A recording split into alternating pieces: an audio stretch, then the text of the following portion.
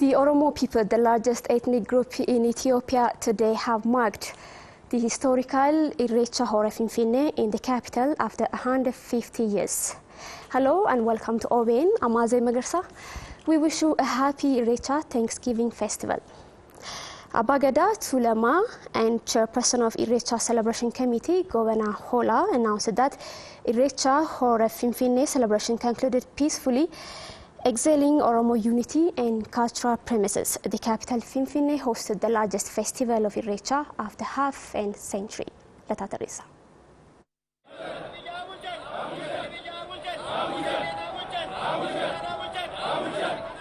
Irrecha, the Oromo Thanksgiving festivity, was marked at Finfinnee today after 1.5 centuries. Braving Oben, chairperson of the Irrecha Celebration Committee, who is also Tulama Bagada, Governor Hola, said the Hora Finfinnee Irrecha festivity was wrapped up peacefully.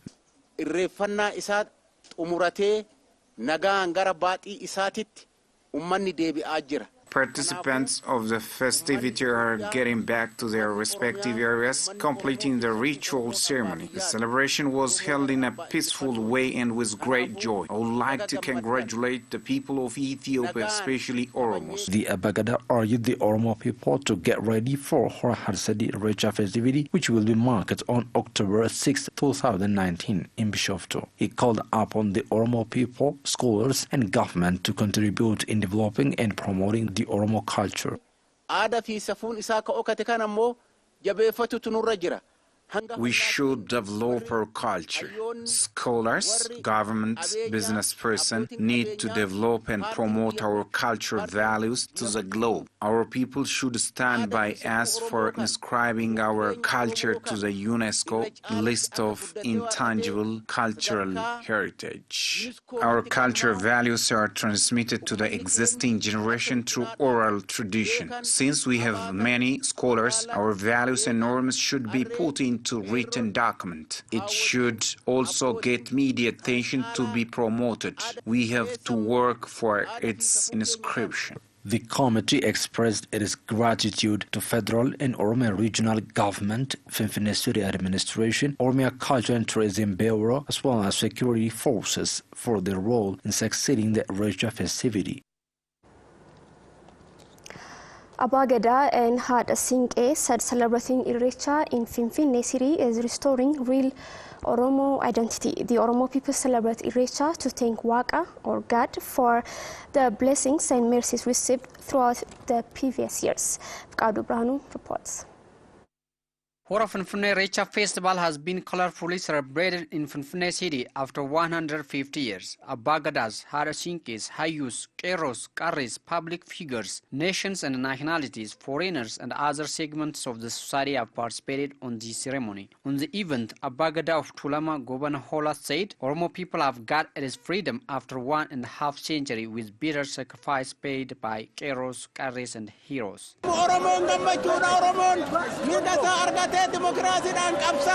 Today, Oromo has got freedom. It has struggled for a long period of time. This celebration has been undertaken at the time Oromo became united and is working to strengthen its unity. So, it is a historical day for our people. We also thank our God for giving us such precious day and ensuring victory of Oromo people. He added that the festival is unique because it has been celebrated as the period of Oromo is leading the country.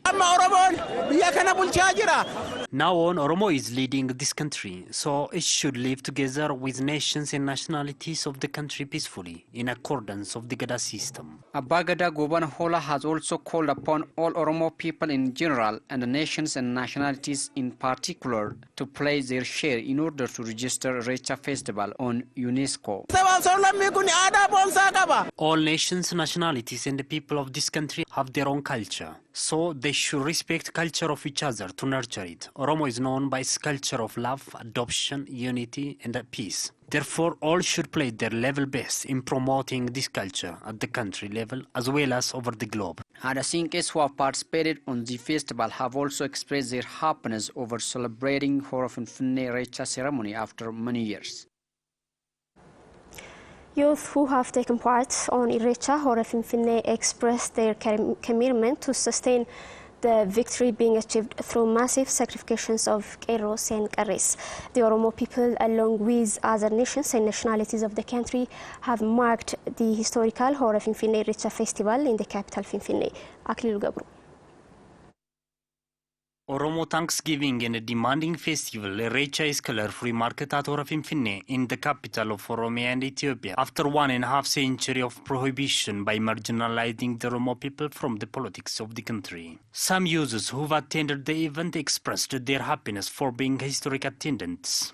በሚገርም ሁኔታ ደስ ብሎኛል ለሁሉም ለኢትዮጵያ ሕዝብ ሁሉ እንኳን አደረሳችሁ ልወዳለሁ I'm so glad for marking a day here at Dololo Budena. It's also a day that Oromos show that Irreecha is peace, love, and embracing others to live together peacefully. We have to celebrate the upcoming Hora Arsadee Irreecha with tolerance and togetherness. A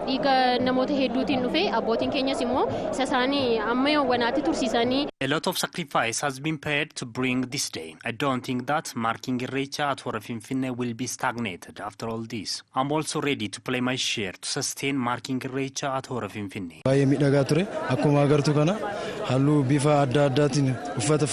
The day was very mesmerizing. As you can see, all participants of the festivity were decorated with cultural outfits. Others nationalities have learned and will learn from Oromo that the day is all about peace, love, and embracing others.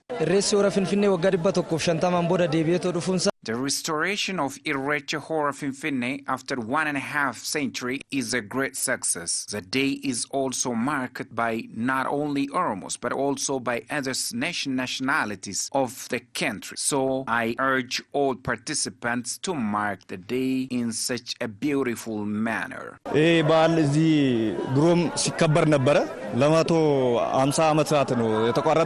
During the past time, Oromo had marked Irreecha at Hora Finfinnee for a long period of time, but due to political sabotage, it was prohibited for the last 150 years. But it restored right now. I'm also very glad to see this moment. I also urge all stakeholders to work in unison to promote our culture and inscribe Irreecha on UNESCO as a single entity of intangible cultural heritage of humanity. Nations, nationalities and peoples who have celebrated Irreecha Hora Finfinnee stated that Irreecha is a demonstration of unity in diversity. Participants drawn from across the country has colorfully celebrated Irreecha Hora Finfinnee in the capital, Addis Ababa.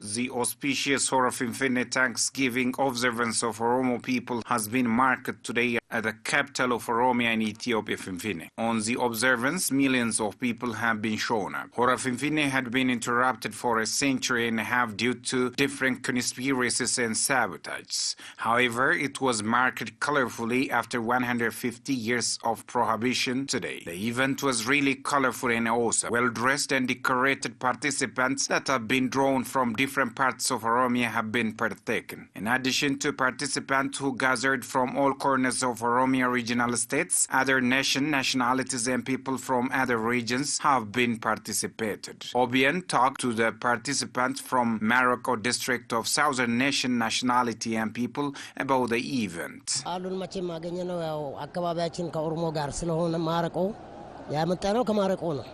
ያው ማረቆ ራሱ ከኦሮሞ ጋር የተያዘ ስለሆነ በዓሉን ሁሉ ጊዜ በዚህ በአመት በሚከበረው በዓል ላይ እንገኛለን። Maroko is found near to Oromia region. We often take part on this annual Thanksgiving and we celebrate it along with Oromos. Bagayana Irreecha Baganagan Unkwan Basalam Adarrasan Baganagan Wolumange Nejeda achi ka'eetani dubbachuu ka barbaadu Oromoo bal'aa kana matatti irra gattaaniiti micciiraniiti. I would like to say happy Irreecha Thanksgiving observance. Next to that, I would like to say something. This vast majority of Oromo has been oppressed for a long period of time. Others used to betray Oromo not to show its virtue like this. This is the first time for me seeing Oromo exercising its culture splendidly. Marako is Oromo. Oromo is the father, whereas Marako is the child. That is why we came here by having a long journey. Participants from Hadia Zone of Southern Nation Nationality and Peoples Regional State had to say the following about the event.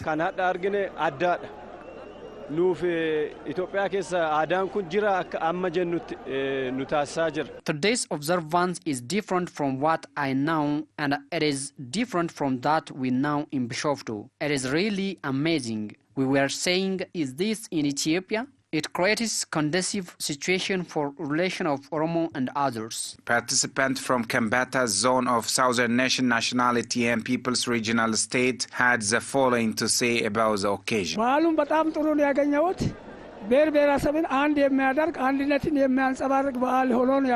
It is a wonderful observance. It is celebration that boosts unity, love, and peace. I urge the coming generation to follow this virtue. It is very helpful to bring peace in the country. Foreigners and Oromo diasporas participated on Irrecha Hora Finfinne of 2019 stressed that the unity and victory observed on the festival must be sustained in building strong economy in the country. The Oromo people celebrate Irrecha to welcome the new season of plentiful harvests after the dark and rainy season associated with nature and creature. Ephraim Tafara compiled the detail.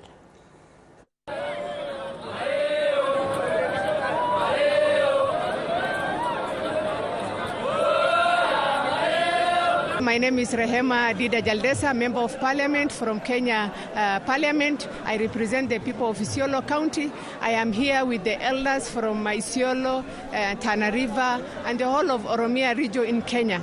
I want to say this is a very historical day, a day where after 150 years, Oromo nation are able to come at this ground of Finfinne and celebrate. We in Kenya, we feel so proud that for the first time in 150 years, the Oromos are really here and they're united. We have our dignity back. We have shown the world that we can be united and we can be anything. My message is just one. Let this unity not only be here in Ethiopia. Oromo is from here all the way to Tana River, which is in Mombasa. We want to have one united Oromo nation. We want to empower our people economically. We want to empower our people in terms of education. We want to empower our women. I feel so proud because I'm elected a member of parliament. I want many women from Oromo to be elected members of parliament. We want to have many professors. We want to have many doctors. So my message to Oromo nation is let us protect our unity. Unity is a strength. I want to congratulate our Keros who have ensured that this community is united. Please, we have more that can divide us. We have more that can unite us other than divide us. Those small issues is always there. It is a teething problem. Let it be within us. I think we have ample land. We have enough resources here and even in Kenya. What is more important is for the unity. Let us not just put our people separate zones. Let us come together and be united. That's my message.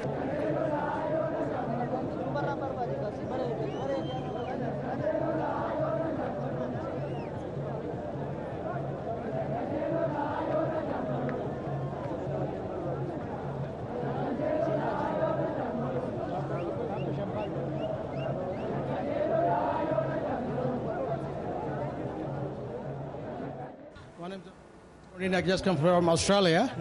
I just come to participate on the Irrecha Festival that happened in Finfinne. So I'm really quite happy to see a lot of people here. And it's very quite impressive. I'm really happy and proud to be an Oromo man. Well, as Oromo, all Oromo people they've done it in the past, we have to stick together. This did not come free. A lot of sacrifice, as I said. And thousands of Oromo Keros lost their life. This has to continue. It has to happen every year. You know what I mean? So it has to continue in whatever it takes. So all Oromo people have to get together. Nothing gonna stop us.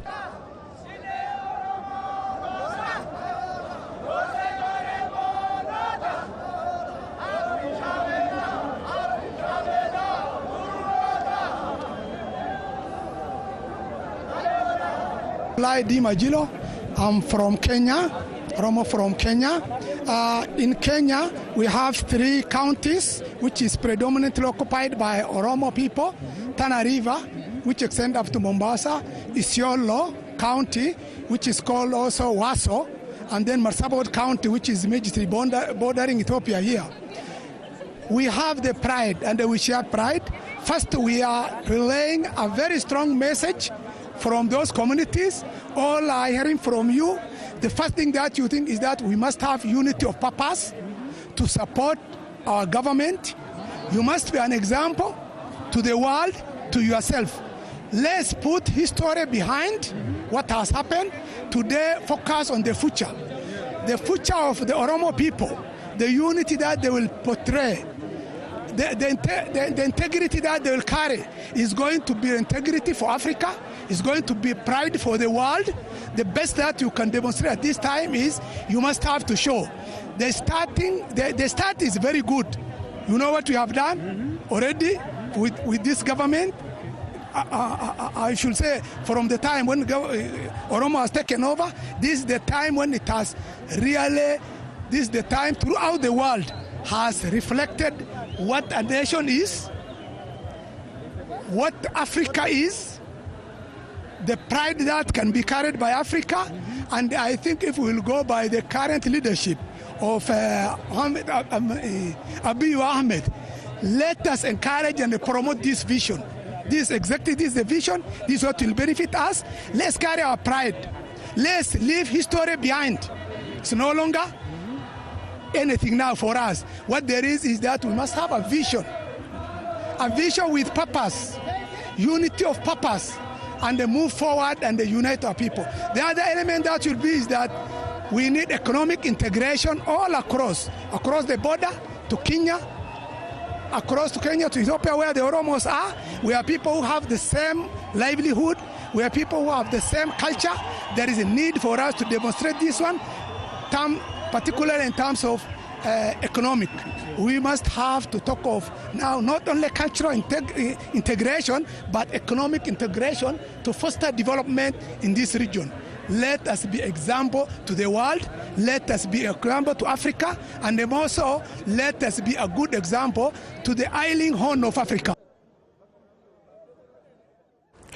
Vice President of the Oromia General State, Shimallis Abdiisa, expressed his gratitude to all for the peaceful celebration of Irrecha in the capital, Finfinne. The Vice President made the remark while briefing media on the celebration of Hora Finfinne. Aklul Gab reports. Vice President of the Oromia Regional State, Shimallis Abdiisa, has briefed media about peaceful completion of Irrecha Hora Finfinne. In his statement, President Shimallis thanked all nations, nationalities and the people of the country for participating on the Irrecha grand event. Shimallis appreciated the Oromo people in particular for manifesting their gorgeous culture and values to the global arena in an ethical way. All security forces of the Federal Oromia and Finfinne City administration were applauded for their collaborative work to keep peace and security of the attendants, according to Shimallis. Utuu bishaan tokko hin jigne Hora Finfinnee irratti jaaraa tokkoof oolutuun kabajamin kan hafe yeroo kabajamu kanatti. This year, Irrecha Hora Finfinne, which is being marked after 1.5 centuries of interruption, is completed with no security problem. This is a new history of all Ethiopians because it was done by all Ethiopians. It is also a source of our unity. Shimallis urged all participants of the festival, including Foles, Qeerros and Qarrees, to play their share for the works being done to celebrate Irrecha Hora Harsadi. Naamusa cimaadhaan, gammachuudhaan gaggeessitan Hora Harsades. With no doubts, you will mark Irrecha Hora Harsadi with peace and love. I want our Qeerros, Qarrees, security forces and the nations to repeat the history of Irrecha Hora Finfinne on that of Hora Harsadi. Through this, we can cement unity of our nation more than ever. Irrecha Hora Finfinne will be celebrated per annum, it was learned. Deputy Mayor of Finfinne City, Engineer Taakala Uma, thanked those who contributed to the peaceful and successful end of the Irrecha Hora Finfinne festival. The Vice Mayor, in particular, extended his gratitude to residents of Finfinne for their warm welcome to guests who came from different parts of the country to celebrate the festival. The Finfinne Police Commission announced that the celebration taking place without any security problems. The Commission thanked residents of the city for their cooperation with security forces on the Eve programs and during celebration of the festival.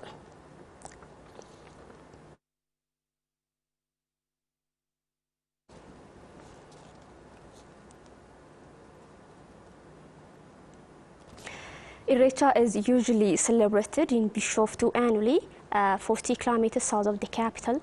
And following today's event in the capital, a larger event will be held tomorrow in Bishoftu at Horar City. Once again, we wish you a happy Irrecha Thanksgiving festival. That's it from me and the whole team, man. Thanks for joining us.